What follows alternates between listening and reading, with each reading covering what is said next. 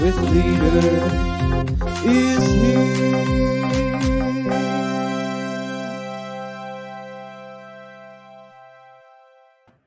What do you think about our new jingle? Wow. It's pretty good, right? Your son has range. That's him and his best friend Jack. They wrote it, produced it, played the instruments, the voices, all of it. That is huge range. I was not expecting that depth when you told me about it. So I kind of like how it was a surprise. Yeah. So Scott got to hear it for the first time with all of y'all. So what we were doing is we were playing some copyrighted music, and now that we're uploading to YouTube, we can't do that anymore. So are you ready? Are you excited? Where are you at? You're not in your bathroom. I am in beautiful Tulsa, Oklahoma. And one thing I would like to tell everyone is Tulsa is the people, like I love Kansas City. Tulsa is really amazing. Now, one thing that they stink at is their hand sanitizer smells like horrible alcohol. Where maybe it's because we're so used to using Rieger Distillery or Restless Spirits, but Kansas City and our knockoff hand sanitizer just crushes Tulsa. Is it knockoff hand? What's name brand hand sanitizer? Knockoff, whatever. You know what I mean. But I mean, our knockoff is way better than Tulsa's. All right. Well, things you need to know. The more you know. You ready to introduce all our people? The star will come across. The more you know. The more you know. I love that. Okay. Let us know if you're here.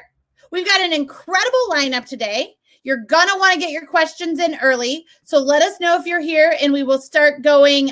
We're going to start introducing everyone and start asking questions. All right. I'm going to let you do the introductions. Do we have any music? No? No. Well, I'm in good old Tulsa, so I'll give the old drum roll. All right. Starting first, if we're doing ABC order with 2 A names, we have Anna Hockey. Hi. And Allison Schmitt. Hello. Cool. So, oh, look, Christine's here now too. Christine, boom. Yay! So yeah, Christine's like, okay, what questions we got? What are we doing? Yeah. So nothing. You can't throw a curveball at Christine because she's seen it all. But we're gonna start with Anna first. Only because when you hear Anna's voice, you're going to be like, that is the most beautiful voice I've ever heard. So, Anna, how did you get to Kansas City? So I'm clearly not from Kansas City. I originally from London. I moved to Kansas City 5 years ago. My British company was doing a job and Christine, can you put your phone on mute? There we go. All right, Anna, you're good to go. So I moved to Kansas City 5 years ago. My British company was doing a joint venture with Schmitt. Is there lots of feedback from here? Yeah, we're getting a lot of feedback for some reason. I don't think it's me because I just have my computer, and what if I mute or unmute it, it's the same. How's that work? Perfect. Okay, great. I'll start again. So I moved to Kansas City 5 years ago. My British company was doing a joint venture with Sprint, and I came over to be the CFO of that joint venture. We sold it back to Sprint a couple of years ago, but we all fell in love with Kansas City, so decided to make it our home for at least the near future. And so I set about looking for a new role in Kansas City, and I found Backlot Cars. And that's what sort of kept me here for the last 18 months working on a startup which is based downtown, and we're an online marketplace for dealer-to-dealer car transactions. Christine, so how did you get wait, Anna, before we go to that, we missed out on the beginning. Where were you born? Family? Give us the background on the kiddos. Okay, so I was born in Muscat, Oman, which is in the Middle East. I was raised in London. I went to university in Bristol, which is in the west of England. That's my history. My family is scattered all around the world. My brother lives in Dubai. My mum, dad, and sister live in London, and we're obviously here. I have 3 girls. They're going into 2nd grade, 6th grade, and 8th grade, and they're all at Pembroke Hill. Christine, now you're not originally from Kansas City. How did you end up doing your place of business here? Yeah, so I think it's either a job or a significant other that bring folks to Kansas City, and it kind of was a combination of both. So we got a double whammy. I'm from Chicago, went to school in Louisville, Kentucky, met my husband there. He was finishing his residency program. I was finishing grad school, and it was a race to see who got the best job first. So he kind of beat me to the punch and got a great job in Kansas City, followed him here to Kansas City, and that's where we really started building our careers and our family. Most of my career has been on the Fortune 500 side, but made the move to small business once in Kansas City because it's such an entrepreneurial community, and there's so much support out there for just young up and starters like folks in this meeting. I've got 2 children,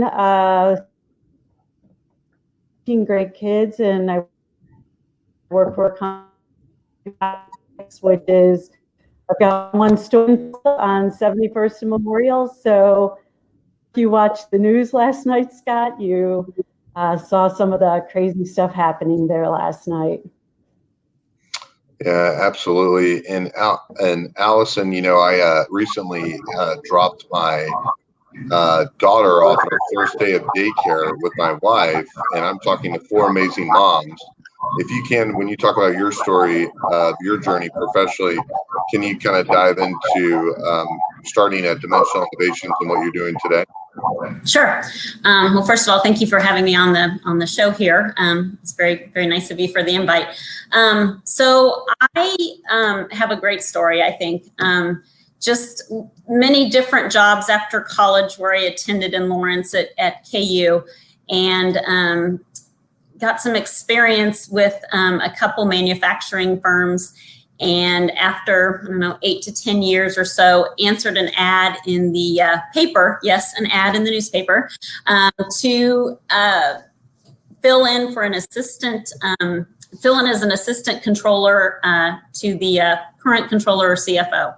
And so answered the ad and went through the interview process, and of course interviewed with Tucker Trotter, which is now the current CEO of Dimensional Innovations, and Jim Baker, who is the former president and CEO, who is now since retired and is no longer a shareholder. Answered the ad, interviewed with them, and was hired. About 2 weeks later, the CFO that I was reporting to was no longer there. And so after a few attempts to replace him, both Jim and Tucker asked if I would give it a try working full-time from home and from the office to try to fill in those shoes. And lo and behold, 16 years later, I transferred into or earned my position as their CFO, and then just recently retired a year ago to start I don't want to call it a sister company because it's not necessarily tied exactly to Dimensional Innovations, but we have shared ownership and started a construction company called DI Build. So Anna, with what you're doing today, it's a really unique for your industry with timing of everything. Can you talk a little bit about Backlot cars and whether COVID-19 has accelerated, decreased? How has it touched your business? It's a difficult question to answer. I mean, when we went into March, things looked very bleak. Everything was shutting down everywhere, and no one could go anywhere. And we had a dip in demand on the sell side and the buy side. But actually, as kind of there was still a need for people to buy and sell cars, and that became apparent. And that put us very uniquely placed that we were one of 2 businesses that are actually able to serve our customers because we're one of 2 businesses that are online. Our competitor is based up in Buffalo, so they were quite heavily hit by the COVID and everything being shut down. So what's been great is being able to capitalize on that need. And we've managed to get so many new sellers through the door through April and May. And we had a record month in May, both from a number of new sellers, total sales, and our sell-through percentage hit a new high of 67%. And that's based on an industry average of about 50%. So it's been fantastic. We don't know how short or long-lived it's going to be as things start to open back up, but really all we're doing is showing what we can do when others can't, and hopefully we're going to keep those customers because they've become so used to using us. So it's been a unique, very, very unique opportunity for us, and we're definitely seeing it's got different impacts in different parts of the country. So the parts of the East Coast have been very slow, middle has been absolutely booming, and some of the West Coast has been a lot slower. But, it's just making sure that we're really pushing, because we're across the whole of the nation. It's been great from that perspective. So I probably wouldn't get a job if I was an employee that didn't know anything about your company. But if I was interviewing at your organization and you were to explain to me simplistically what it is that your organization does, how would you explain it? We're an online marketplace. So think of Grubhub, think of Airbnb, but we just sell cars. So if you're a new car dealership who wants to get rid of their inventory that people have traded in, we will put it on our platform, and it'll get bought by independent sellers who want to resell that to retail customers. Christine, we kind of glazed over this a little bit with your background, but you're a serial entrepreneur. Where did you get those entrepreneurial drive, skills? And then the second question is the size and scope of your business today and what you're doing. So where'd you get that entrepreneurial bug? And then tell us about the size and scope of your business today. I really think that's such a great question. It honestly probably goes back to my mother and my upbringing. So growing up in the city, 6 kids, a mom that supported the family, you really learn how to become self-sufficient, relentless, and how to solve problems. And so you build this agility throughout life, whether it's your brother's kicking, you're figuring out how to get in the situation, figuring things out.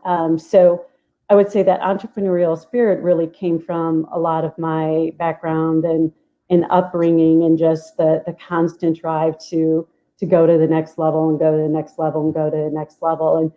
And large companies are phenomenal because they give you a foundation, and they give you such a great foundation. The small businesses are great because you can take that great foundation and then start applying all this scrappiness and resourcefulness that really helps drive great results. And then today, can you talk about the size and scope of your business? Yeah, so the company is called YouBreak iFix Phone Medic. We do cell phone repairs, mostly computer repairs, game console repairs, really just about any technology with a home button. Pre-COVID, we had about 10 stores in Kansas City, 560 stores nationwide.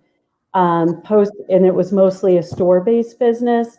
During COVID, we ended up doing a lot more remote tech, going out to homes and doing repairs in homes. So we probably have close to 1,500 vehicles out there as well now doing repairs in homes and businesses. Yeah, so I always love hearing. Go ahead.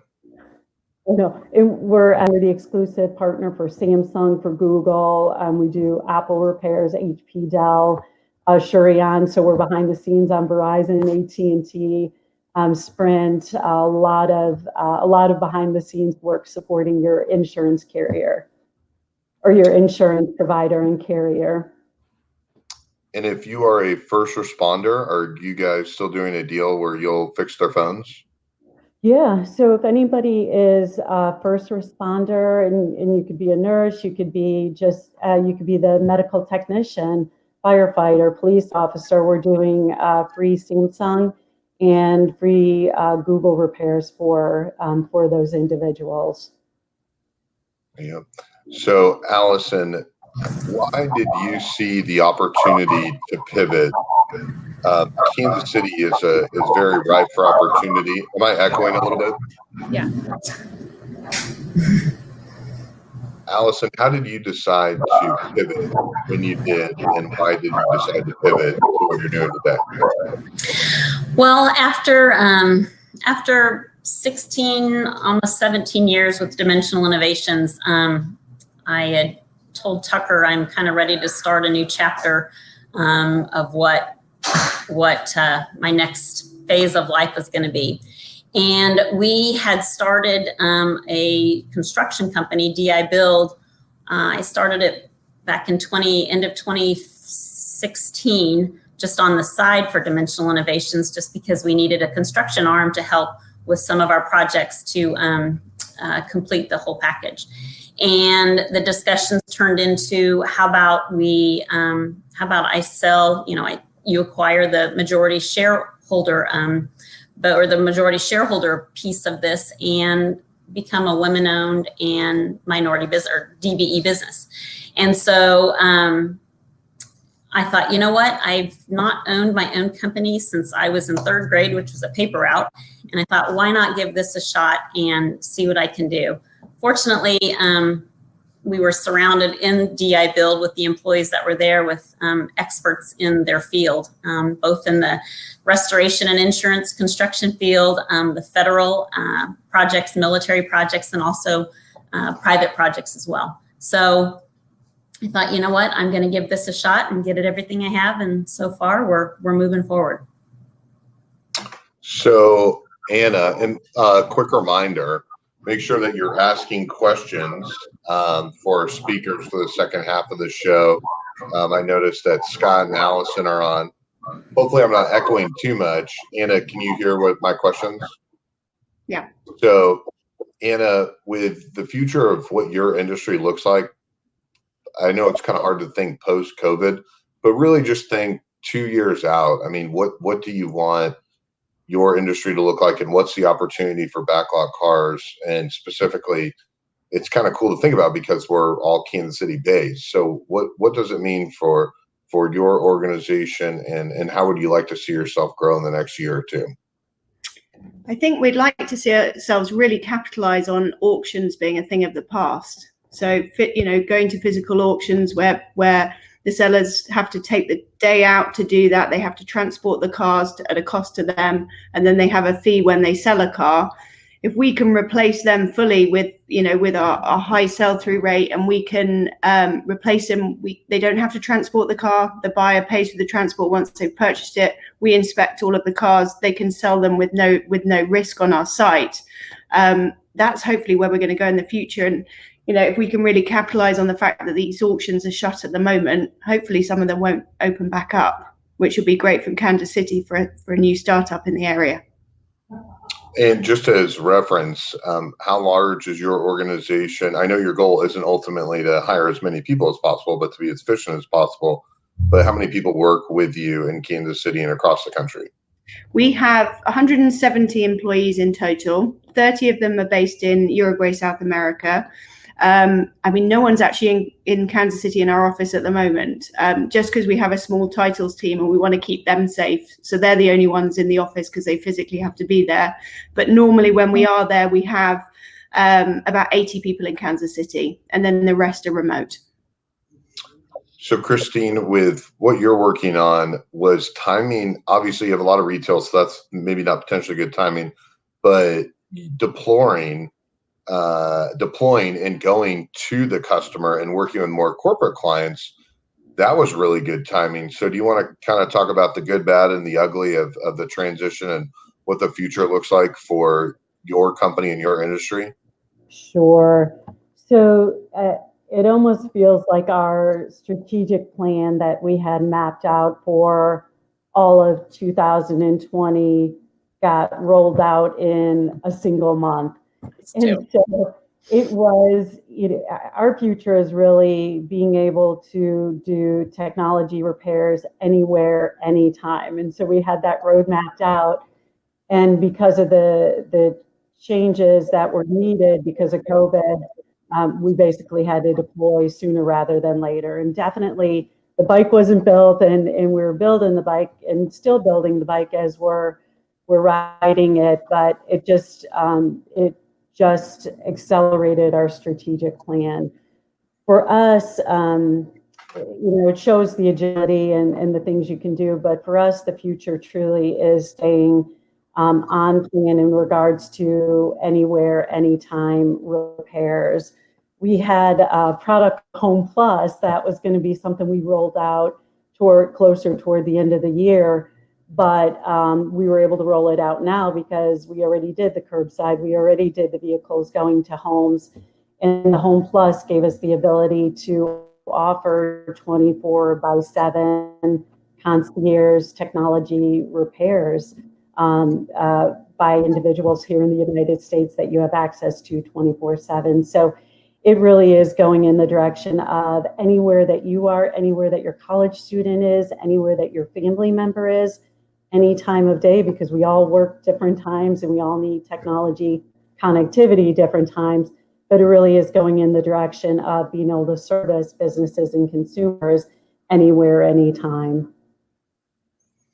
Allison, so can you give the audience an idea of some of the projects that you're working on and some of the projects that you look to work on in the future to give everyone an idea of what you're looking for? Sure. So one of the longest projects that we've been on is a rebuild of an historical building up in Marshalltown, Iowa. The town of Marshalltown was hit by I believe it was an F4 tornado coming through and took out their historical courthouse. And so about 2 years ago, we were requested to come up and be on site, boots on the ground immediately, and have started the reconstruction of that project, and it should wrap up by the end of this year. So Marshalltown, Iowa courthouse. We are also working on a project out in Logan, Kansas. It's a museum that is going to be rebuilding, or it's not rebuilding, but renovating to bring out a new museum in Logan, Kansas. And then there's some work that we're doing at different stadiums around the country. We still under a non-compete, so we keep things quiet about what we're doing. But out west, we have some on-site work with out in Las Vegas, as well as in Denver. It's awesome. And then I see Jonathan and Isaac. Allison asked a great question that we'll dive into. Aaron, do I have time for one more question, and then we'll dive into audience Q&A? Yeah. And by the way, I love seeing Erin's face every time she learns the size and scope of what it is you are all doing, because I don't think, Erin, it's just super impressive what you all are doing and the amount of people that work for you. Well, here's the thing. When you say something like 80 employees, I have 10, right? And so I'm just thinking like how much that's been managed with like COVID. So I'm like 80 employees. I'm like, I know you guys all have a lot of employees. Or 1,500 cars. I'm managing like 3 cars out there, right? So like it's super impressive. Very impressive. And so one thing that Christine alluded to was, COVID really fast-tracked a lot of plans. What's a positive, Anna, for you and your business, also the same to everyone else? What's been a positive that was fast-tracked for what you're doing? And if you don't think, if it wouldn't have happened, how long would it have taken to implement, if that makes sense? So what's been fast-tracked, and how long would it have taken to implement if it wasn't fast-tracked? Yeah, it's a good question. I think some things have gone slower, unfortunately, as a result. We did launch our seller very recently, so that the sellers can actually load their cars using an app as opposed to having to use a mobile site.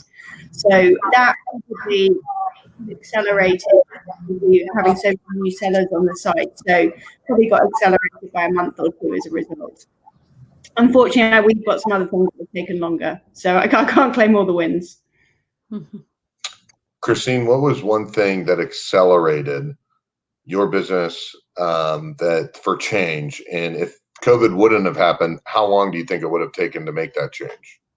Yeah, I literally think the having the vehicles out there and doing repairs in homes being able to do really repairs on the customer's terms, we would have been looking toward the end of the year and celebrating that as a success. So it truly is doing in-home repairs, in-business repairs, being able to offer 24/7 service where you can call in at any time for your technology issues. It really is all of those things that that were fast-tracked. I would say the one really positive thing that came out of COVID, I'm a nurse by trade, and so I'm a big fan of just safety and all the things that you need to do. And I feel like we have such an educated employee base now on just the basics of hand washing, not touching your eyes, and those things that really should be part of everyday life. And so I feel like, whether it's flu season or COVID, I have a much more educated employee base, and hopefully a much more healthy employee base because of the learnings we've gained by going through COVID. But did anybody else feel like they never knew how much they tried to touch their face before this? Oh, Like I was like, wait a minute. Absolutely. Or going to the grocery store and then not touching your face till you go to your car and put hand sanitizer on it. I just always like, I didn't know I touched it. So Lauren Conaway just said, what can I say? I love all this lady power here. Lauren, you better have a question. So Allison, for you, what has sped up your business with this process? I mean, a lot of times we're all caught up doing busy work, but when things like this happen, it really allows you to focus on what really moves the needle. So for you, what is this situation really allowed you to focus on, and what has sped up that you don't think would have been sped up? Sure. So one of the verticals is our restoration of events, of catastrophic events. So I don't know, fortunately or unfortunately, that will continue no matter what happens with the COVID piece. So that we did already have in place, and we've been able to keep cash flow happening with that vertical there. But the thing that we definitely are pivoting toward and moving toward very quickly is our federal contractors education and licenses and everything that's needed, so we are able to be a part of a military base reconstruction, renovation, or ground up. So searching more for in the federal environment to see if we can land some work in that area, which we have the expertise, but just ramping all of our certifications back up to be ready. So a little more advanced, quick movement on our federal vertical to go forward. Yeah, and then Courtney Thomas just chimed in and said, love Anna, Allison, and Christine. Courtney, you realized that you were on the panel, all four of you together, but you've already been on the show, so we couldn't just do it twice. So, but Aaron, for you, what kind of questions, as you're having the audience pour in, do you have before you kick off that live Q&A? Yeah, I think the question that I'm really curious about, as people start to question in here, and obviously, first of all, I do want to show you guys this one. This one's really funny. They were touching their face while we were talking about it. And if your name doesn't show up, that's because you have privacy restrictions on LinkedIn. So go fix those so we can show your face next time. But essentially, I think that what's awesome about today is it's an obviously all-female panel, sans Scott, right? And what's one of the biggest challenges you guys have had in a leadership position as a woman? Anyone can go first. Anna, why don't you not go first? We'll go Christine, then Allison.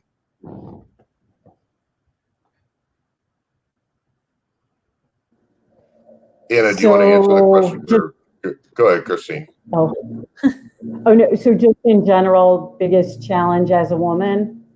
Well, I think so for a lot of our viewers, the narrative has been for a long time that it's a lot more challenging to be in higher end positions, to get into higher end positions and leave from higher end positions as women, right? And as we see more of those positions be filled by women, I think that it's always like good to hear about the narrative from people that sit in those positions as well. Yeah.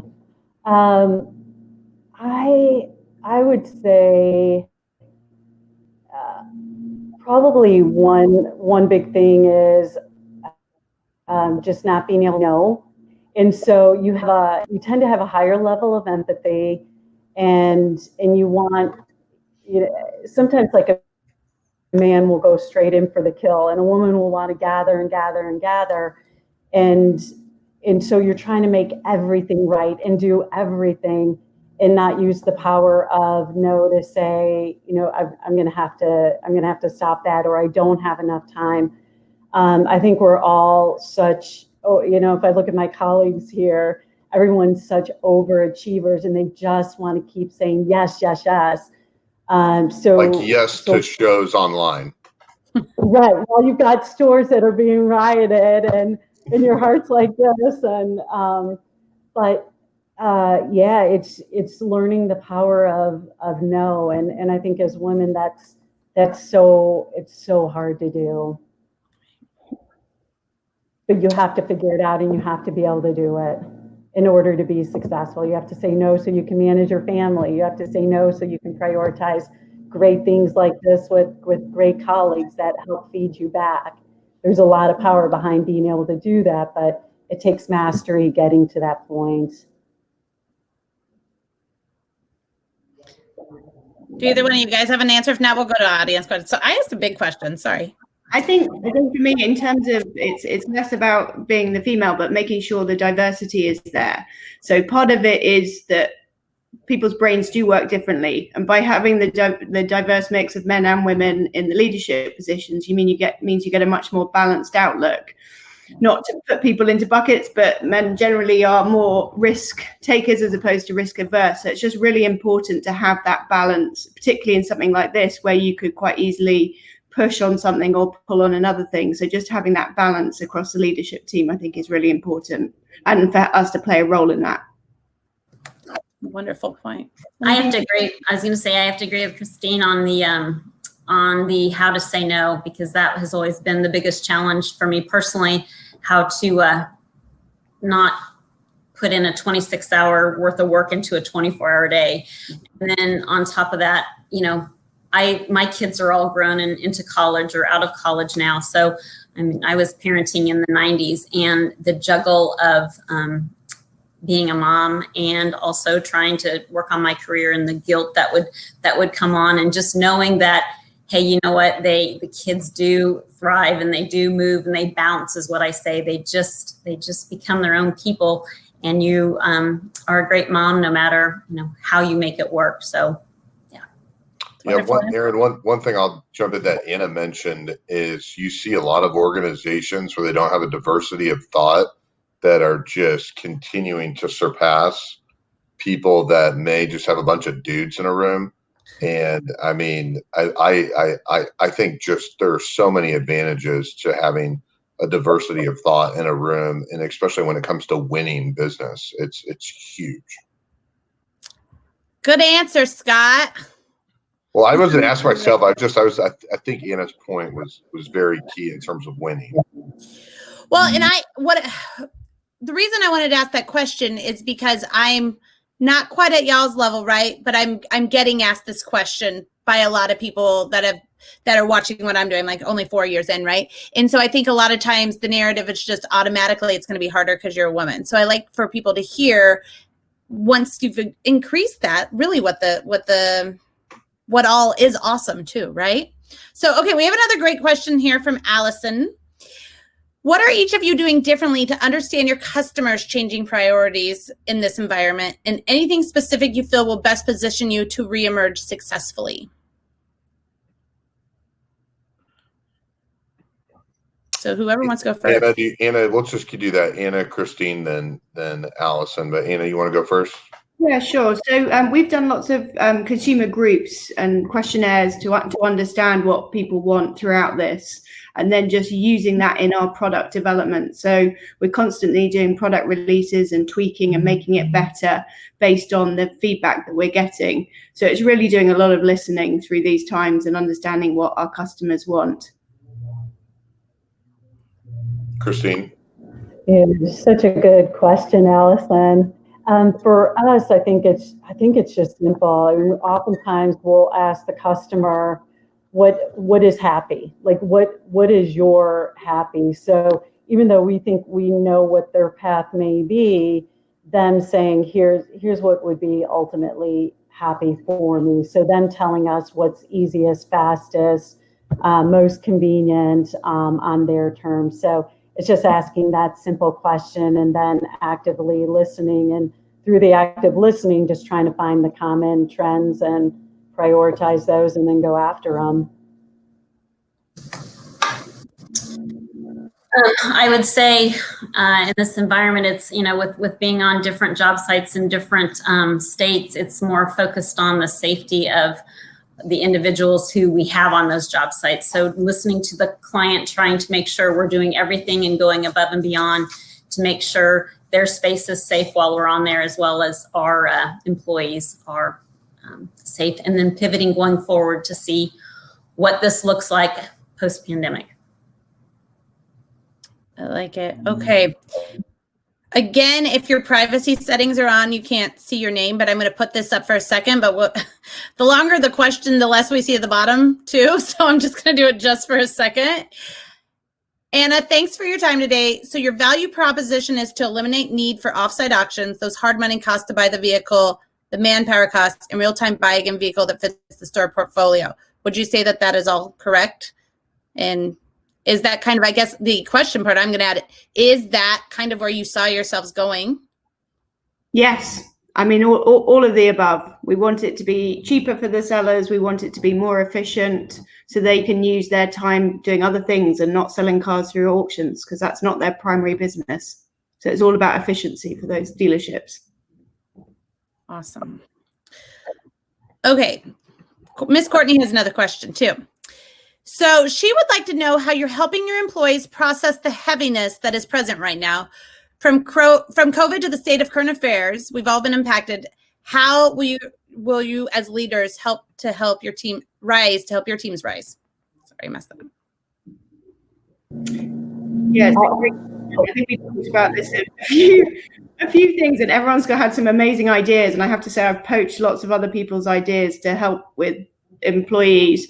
I guess we've tried to be as flexible as possible, and we're not pushing anyone to the office too quickly. We've got the luxury of not having to, so allowing people to sort of do what they need to do to feel safe, and then what feels right for their family, being flexible around family situations. And then we just tried to do a couple of fun stuff in the office, like we sent everyone a care package. We packaged it up and sent it. We put some Riga hand sanitizer in a branded Yeti cup, and people loved it. We've done some online stretching. We had a pizza party where we sent everyone went out on us to get a pizza. So just little things to keep it sort of lighter through the hard times. Christine? And I think the little things go such a long way. Or have a little contest in the winter. You fill the refrigerator with fun snacks. A lot of it's been similar type of things, just fun, just simple activities. Communication's been a big part of it, so just frequent communication, and then being present. So everybody seeing that you are in the stores, that you are in it with them. You're not just kind of a figure and they're taking the heat for it. You're right there side by side with them. And then the last piece I would say is just empathy, like giving them a chance to voice why they're stressed, or the position that they're in, or the grandmother that they live with, and how they're fearful, and just being able to listen and then and empathize. I would say those have been really key for us. Allison? I'm pretty much following the other two. just reaching out and communicating one-on-one and listening to see what you can do personally for them or any of their family to get through this time frame. And then also, knowing that even though we don't talk every single day, that the door is wide open and the phone calls are ready to be heard to discuss anything that's heavy on their heart. Also, I try to write handwritten notes with little prizes or things inside the notes just to let them know I'm thinking of them and their family. So. Okay, I like this question. I'm very excited about this one. In what ways have you changed your attitudes about remote working and flexible work schedules over the past 2 months? And what changes are you going to make going forward? Great question, David. Anna, you want to go first? Yeah, it is great. And I think we thought we had a very relaxed attitude about remote working prior to this, but now we really do. I mean, I think, it was okay for people to work from home if they had to, but I think it always had a slight stigma attached to it, an unconscious stigma. But I think through this, what we've worked out that anyone can do it. It really doesn't matter. And I think that's the same for the flexible work schedules. That will be a lot easier for us to manage going forward. I think when we do go back to the office, we'll make changes so that Zoom is available kind of in every meeting room, so that if people aren't there, they're not going to feel excluded, and we can sort of carry on these changes that we've seen. And I think it opens up the recruiting world a little bit as well, where previously we might not have looked at some remote people for various roles, but I think that now comes very much into play, which is great. Christine? Most of our folks are in stores doing hands-on repairs, or in vehicles doing hands-on repairs. So there really isn't much of a model for us as far as working at home, because you can take somebody's device out of the premise that they agreed to and bring it into the home.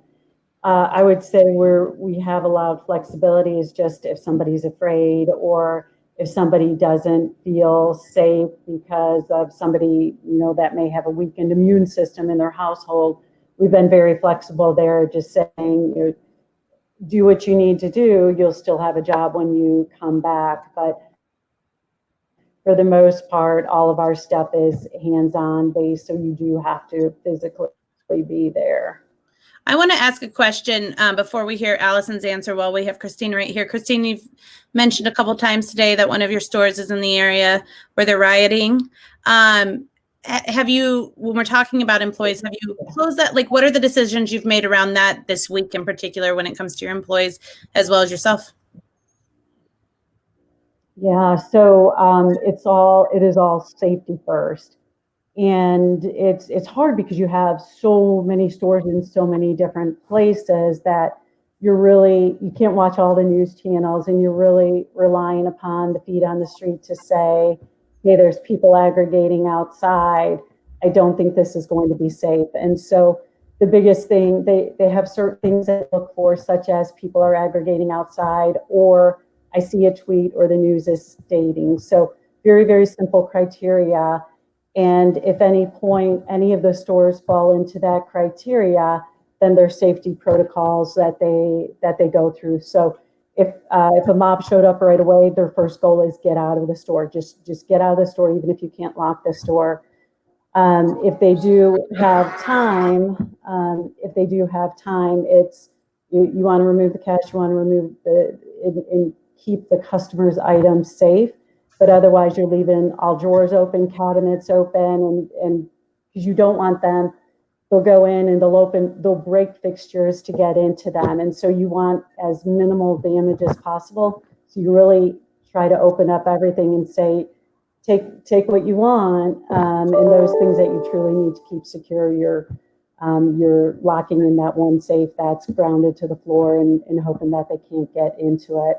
But it's really all about safety, speed, know the signs, and then take swift action. So where Scott is in Tulsa, I mean, it went on until about 3 a.m.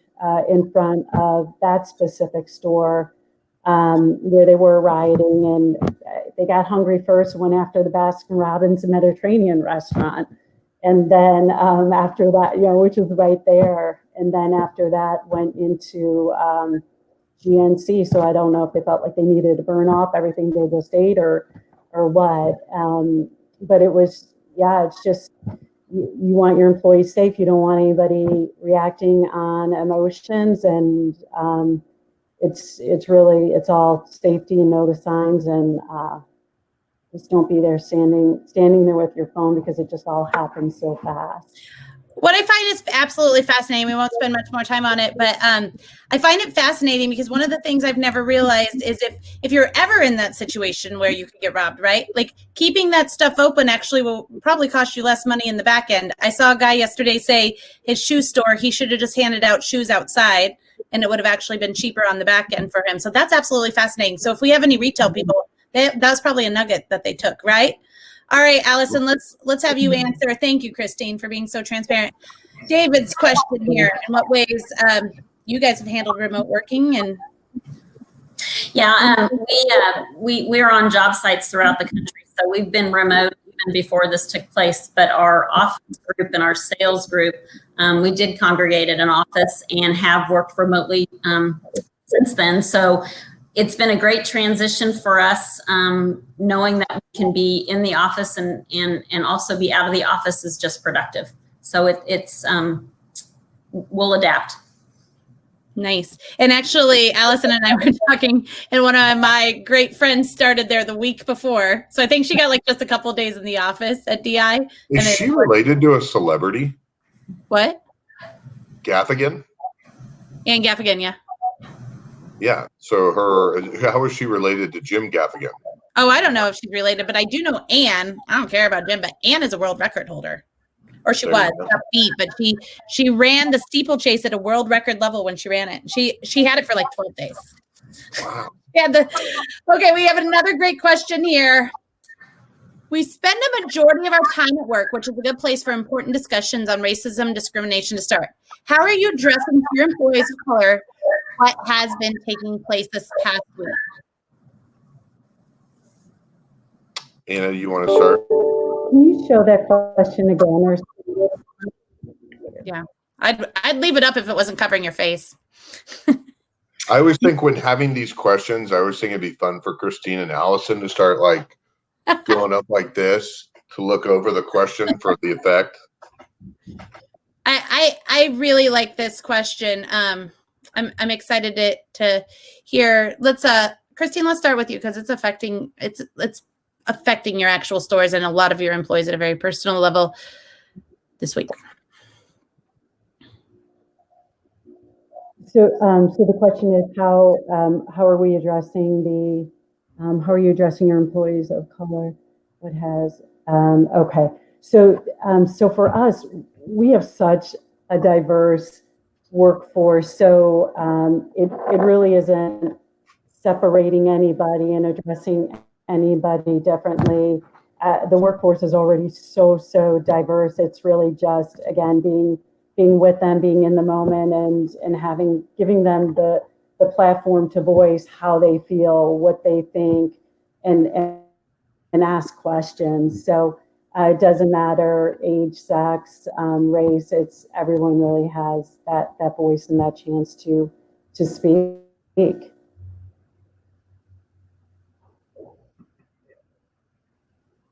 Yeah, I think ours is similar. I mean, we've not done anything specific as such, but just making sure that we're clear and transparent ahead of it. Now, that might change as things progress this week, but right now, nothing specific. Yeah, I'm going to speak on behalf of DI Build and not Dimensional Innovations, but with DI Build,